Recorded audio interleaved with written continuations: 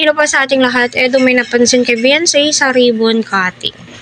So, kayo din po ba? Napansin nyo ba ito kay Beyonce? Ika nga po nila, grabe, napakabongga yung bahay nila Beyonce.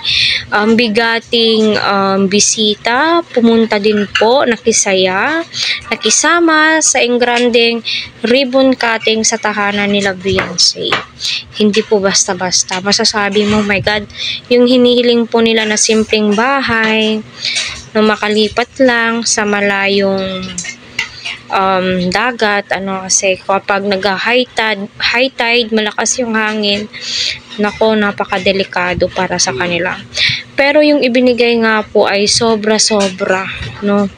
Sobra-sobra po yung ibinigay sa kanila. Kaya masasabi mo po talaga deserve nila Beyonce kung ano man po yung natatanggap po nilang blessings galing sa kanilang mga sponsors.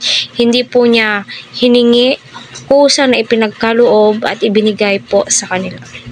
At dapat po natin pasalamatan yung mga taong nandyan, tumulong, para sa ganon ay mas lalong matutukan yung pangangailangan po ni Beyonce.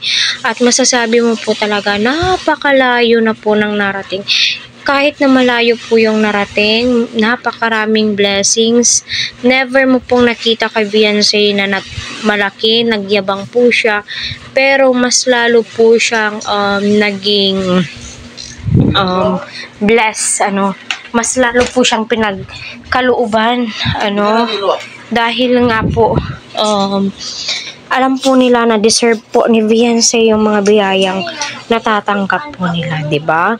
So, kahit ako ay mapapansin ko po iyon kay Beyonce na malaki po talaga yung pinagbago niya. Especially yung pananamit, normal lang po yan. Nagbabago naman po talaga yung way po natin ng pananamit. At masasabi mo rin po na talagang bless po sila ng Panginoon.